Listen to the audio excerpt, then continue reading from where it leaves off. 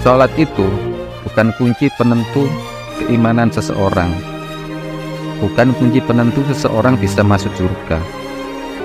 Meskipun manusia itu telah beramal sebaik-baiknya atau beribadah sebaik-baiknya, tetapi dia akan tetap menjadi penghuni neraka.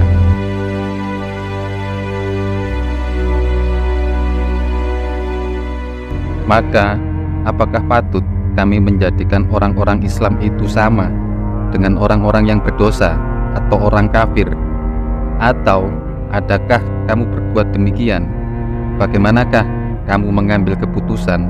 Atau adakah kamu mempunyai sebuah kitab yang diturunkan Allah yang kamu membacanya, bahwa di dalamnya kamu benar-benar boleh memilih apa yang kamu sukai untukmu? Atau apakah kamu memperoleh janji yang diperkuat dengan sumpah dari kami yang tetap berlaku sampai hari kiamat? Sesungguhnya kamu benar-benar dapat mengambil keputusan sekehendakmu.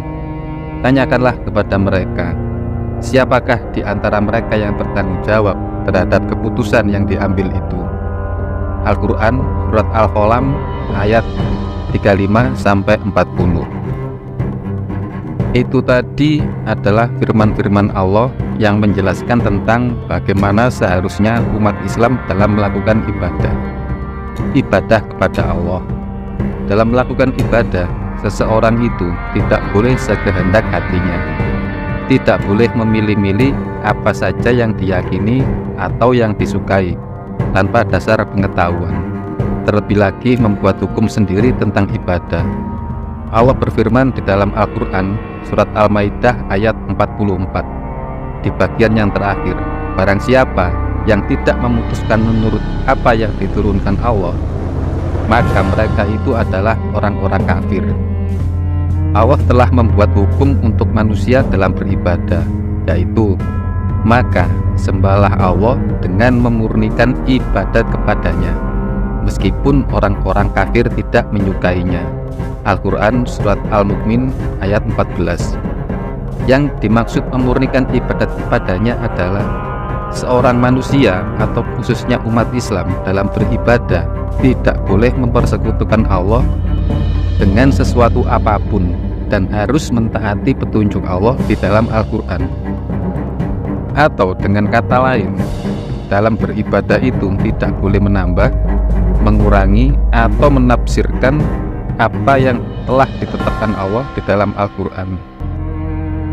Allah telah menentukan syariat kepada umat manusia dengan syariat yang berbeda-beda, mulai dari umat Yahudi, umat Sabi'in, umat Nasrani, dan umat Islam. Dan syariat ibadah itu adalah kewajiban yang wajib dilakukan oleh setiap manusia beragama. Bahkan sebelum Allah menurunkan agama, sebenarnya Allah juga telah menentukan syariat ibadah untuk manusia. Begitu juga dengan umat Islam. Maka semua orang yang menyatakan bahwa dirinya Islam harus beragama sesuai dengan kitab Al-Quran, karena semua ketentuan syariat beragama ada di dalam Al-Quran. Dan kunci manusia untuk bisa beriman dan bertakwa dengan benar adalah dengan beragama sesuai hukum dan ketentuan Allah di dalam Al-Quran, termasuk menjalankan syariat beribadah. Tetapi dalam hal ibadah ini banyak sekali penyimpangan, banyak sekali kesalahan, bahkan bisa dibilang sesat. Salah satunya tentang ibadah sholat. Kebanyakan umat Islam itu salah dalam memutuskan perkara tentang ibadah sholat. Sholat itu bukan kunci penentu keimanan seseorang, bukan kunci penentu seseorang bisa masuk surga. Sholat, puasa, zakat, haji, atau umroh itu hanya sebagian kecil yang disyariatkan Allah dalam Al-Quran. Meskipun manusia itu telah beramal sebaik-baiknya atau beribadah sebaik-baiknya, tetapi dia akan tetap menjadi penghuni neraka karena tidak membaca, memahami, dan mengamalkan isi Al-Quran. Katakanlah, apakah akan kami beritahukan kepadamu tentang orang-orang yang paling merugi perbuatannya, yaitu orang-orang yang telah sia-sia perbuatannya dalam kehidupan dunia ini, sedangkan mereka menyangka bahwa mereka berbuat sebaik-baiknya. Mereka itu orang-orang yang telah kufur terhadap ayat-ayat Tuhan mereka dan kufur terhadap perjumpaan dengan Dia. Maka hapuslah amalan-amalan mereka, dan kami tidak mengadakan suatu penilaian bagi amalan mereka pada hari kiamat. Al-Quran Surat Al-Kahfi ayat 103-105. Nah kan, betapa ngerinya peringatan Allah di dalam Surat Al-Kahfi ayat 103-105 itu tadi. Kalau kurang jelas, kalian buka Al-Quran kalian di rumah dan baca pelan-pelan biar paham. Jadi, siapakah yang dimaksud dengan orang-orang yang paling merugi? Pada ayat 104 Surat Al-Kahfi, Allah menjelaskan, yaitu orang-orang yang sia-sia perbuatannya di dunia, sedangkan mereka menyangka telah berbuat sebaik-baiknya.